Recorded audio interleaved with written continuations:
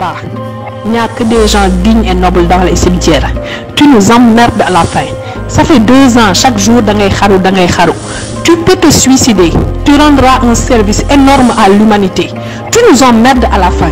Tous les jours, les gens meurent dans ce pays. Nous yóbbu leen ci cimetière bi te dara du yëngu. Sama papa gaañu na, samay rakk gaañu na, samay mbokk gaañu na, fii dëkk bi ñëpp a gaañule gënoo fi kenn. Donc si tu veux te suicider ñaari atu yàlla ngay tàggoo bi dafa gudd. Tu vas te foutre en l'air et tu nous laisses respirer.